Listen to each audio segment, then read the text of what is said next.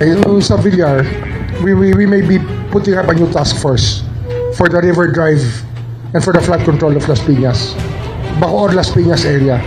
Kasi andun yung mga lupa na nag-benefit din eh. They're the landowners also that benefited from that.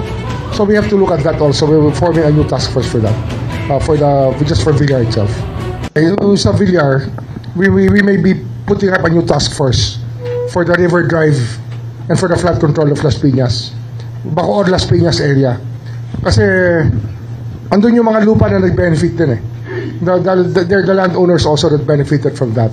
So we have to look at that also. We're forming a new task force for that, just for Villar itself.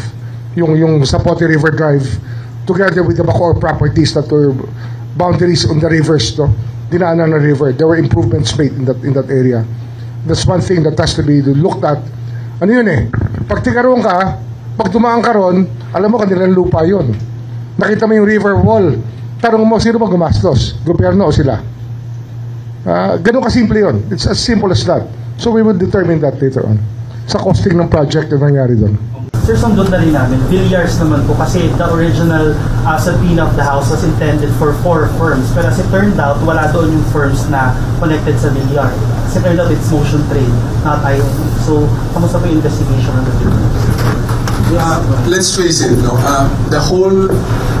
there has been a lot of connivance. Congress, DPWH, even the agencies that were supposed to monitor the fund movements. So definitely there was total connivance, and the fact is that congressmen and senators are told by DPWH kung saan distrito sila pwedeng magbaba with SOP. Napakaliwanag nun.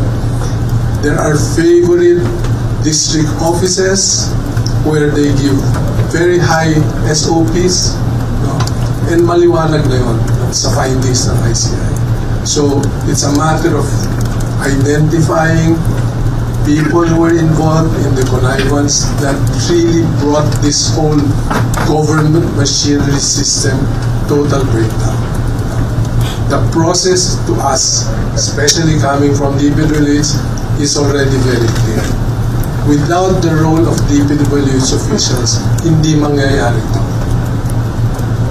At sir, aabot yun hanggang sa mga sekretary? Umabot na nga eh. Lahat. Wherever it leads. Because it did not start the last 2 years. It started way back. It started in tiny bits in 2018, started to grow. When they perfected the system, it started in tremendous leaps and bounds. Ano nga, yung sa Villar, we may be putting up a new task force for the River Drive and for the flood control of Las Piñas, Bacoor, Las Piñas area. Kasi andun yung mga lupa na nag-benefit din eh. They're the landowners also that benefited from that. So we have to look at that also. We're forming a new task force for that, just for Villar itself. Yung Zapote River Drive, together with the Bacoor properties that were boundaries on the rivers, dinaanan na river. There were improvements made in that area. That's one thing that has to be looked at. Ano yun eh? Pag tikaroon ka, pag tumangang ka ron, alam mo kanilang lupa yun. Nakita mo yung river wall. Tanong mo, sino mo gumastos? Gobyerno o sila? Ganun kasimple yun. It's as simple as that. So we will determine that later sa costing ng project na nangyari doon. By the end of the year, ilan kaya posible na makasukan natin? Sinasabi kahapon ng DPWH Secretary 60 raw. Kakayanin ba nag-iilang ba yun o sa ngayong sitwasyon? Pwede umabot ng ganun. Baka hindi lang eh. In fact, the one question to me earlier this morning, I was with members of the diplomatic corps. Yung isang ambassador, the ambassador of Denmark asked me a question. Do you have the absorptive capacity to file all of these cases? How many people do you have at the Ombudsman and how many cases are there? Sabi ko, wow, it's a good question. Kasi nga, we have 1,400 people here in this office. Kasama na ang Luzon, Visayas, Mindanao offices.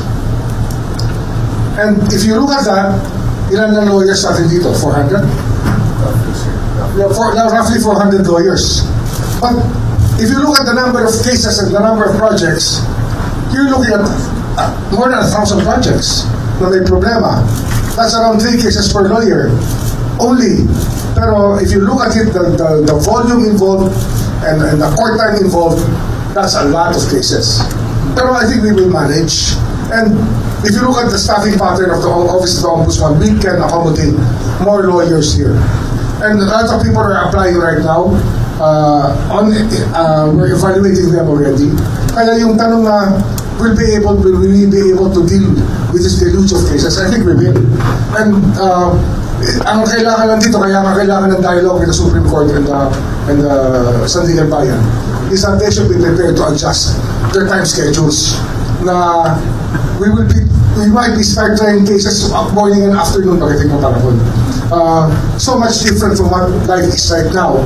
Halos walang kaso, konti-konti ang kaso sa Sandigan Bayan. We expect a deluge of cases.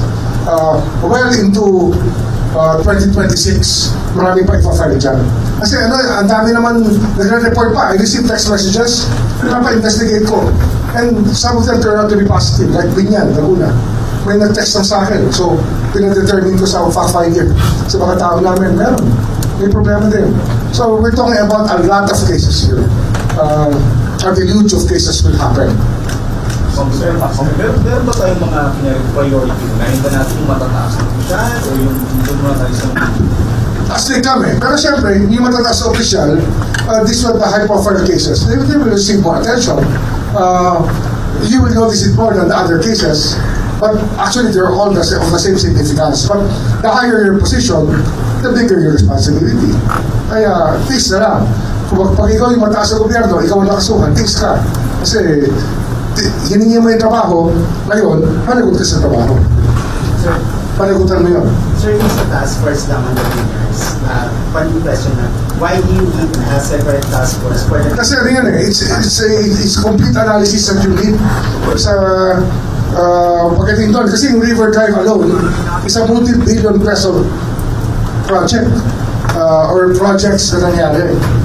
That's the River Drive spanning from Bacoor, Muntinlupa yan eh, passing through Las Piñas. Mahaba yan, it's around 11 kilometers yung road.